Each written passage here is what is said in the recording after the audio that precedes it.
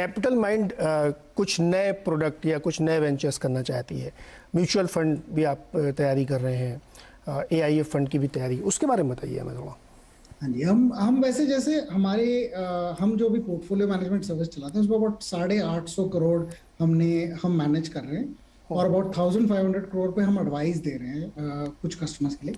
तो हम जैसे अपनी फीस चार्ज करते हैं ऑलमोस्ट करीबन म्यूचुअल फंड के जैसे ही चार्ज करते हैं। हम कोई प्रॉफिट शेयर नहीं लेते हैं, हमारे पास हमारा कोई एंट्री लोड नहीं है, एग्जिट लोड नहीं है, और हमारा जो फीस है वो जैसे म्यूचुअल फंड चार्ज करती है मैनेजमेंट फी के हिसाब से, हम भी वही मैनेजमेंट फी के हिसाब से चार्ज करते हैं। लेकिन हम PMS में रिस्ट्रिक्शन ये है कि आप 50 लाख से कम इन्वेस्ट नहीं कर सकते।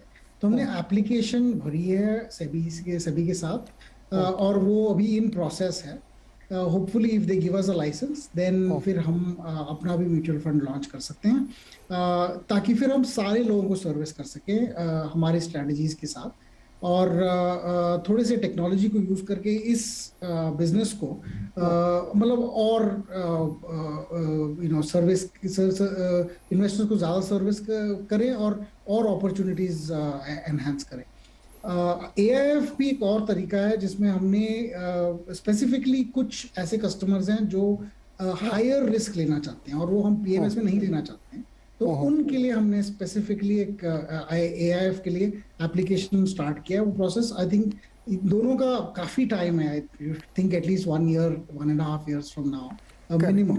तो लेकिन हमारे लॉन्ग टर्म प्लान यही है कि हम इसी बिजनेस को ज्यादा बढ़ाएं। आजकल ये नए ज़माने की बड़ी बड़ी कंपनियां आ रही हैं जो टोटल एड्रेसेबल मार्केट को ही अपना धर्म मान के चलती हैं, अच्छी लगती हैं आपको क्या? सच बताऊं तो ये जो वर्ल्ड है चेंज होती है ऐसी कंपनी से। कुछ ऐसी कंपनीज होती हैं जो मतलब बड़े बड़े बन जाते हैं, जैसे Amazon जब आए थे उन्होंने कहा कि यार ये कौन सा ऑनलाइन रिटेलर है जो लोग थोड़ी मतलब क्रेडिट कार्ड देके बुक खरीदेंगे। अब देखिए सब लोग क्रेडिट कार्ड देख के सब चीजें खरीदते हैं।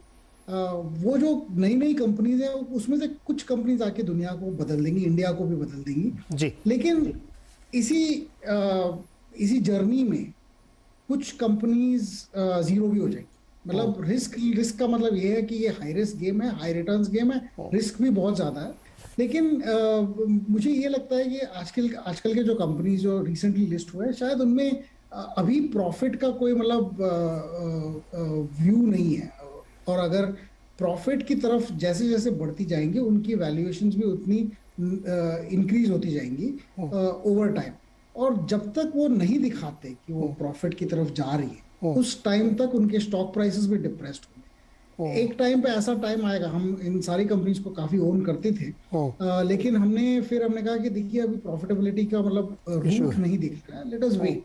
बट जब दिखेगा तो हम आएंगे, हम शायद लेट होंगे। हम बहुत जैसे आपके जो व्यूअर्स हैं वो हमारे से पहले शायद इन कंपनीज में आ जाएंगे, पर हमें कोई प्रॉब्लम नहीं है। It's better to be slightly late than too early. अच्छा, अब दीपक हम लोग एकदम अंत की तरफ हैं अब अपने शो की, तो हम ये कोशिश करते हैं कि हम अपने इन्वेस्टर्स को, ट्रेडर्स को, दर्शकों को एक गिफ्ट दें, और वो गिफ्ट हो सकता है सिर्फ सबसे अच्छा ज्ञान का। और ज्ञान के लिए आप किताब पढ़ सकते हैं, आप कोई फिल्म देख सकते हैं, आप कोई OTT सीरीज़ देख सकते हैं, आप कोई गाना सुन सकते हैं। तो एक तो किताब जो दीपक ने खुद लिखी है मनी वाइज, आप उसको पढ़ सकते हैं, तो वो तो एक गिवन गिफ्ट है। लेकिन दीपक शेराय को भी तो कुछ पढ़ना, सुनना, देखना अच्छा लगता होगा, वो क्या है जो आप हमारे दर्शकों को सजेस्ट करना चाहेंगे? तो बिल्कुल, इनफैक्ट मैं काफी मतलब आई रीड अ लॉट, तो किताबें मैं बहुत पढ़ता हूँ। और अभी एक किताब मैं सब लोगों को बोलूंगा कि आप पढ़ें, कि एक बुक है, इसका नाम है बफेट बाय रॉजर लोवेंस्टीन। ये मार्केट की किताब है, ये वॉरेन बफेट के बारे में। लेकिन उनका ये नहीं है कि ये वॉरेन बफेट ग्रेट हैं, ये है वो है, उनका actually nice biography from a third party. And Roger Lowenstein लिखते भी बहुत अच्छे हैं, तो वो आई थिंक वो किताब बहुत अच्छी है अगर आपको मार्केट व्यूज चाहिए होंगे। और दूसरा जो मैं काफी पढ़ता हूँ वो एक ट्रैवल और ह्यूमर की किताब है। एक तो ह्यूमर की, आजकल तो ऐसे लोग ह्यूमर सिर्फ स्टैंड अप कॉमेडी देखते हैं यूट्यूब पे शायद, तो किताबें कौन पढ़ता होगा। लेकिन अगर पढ़ना चाहते हैं तो एक ऑथर है जिसका नाम है डेव बैरी। ये इनकी किताबें मैं बहुत ज्यादा पढ़ता हूँ, और इनकी जो इनके जो सब बेस्ट किताब है, it is Dave Barry is not making this up, I like this a lot.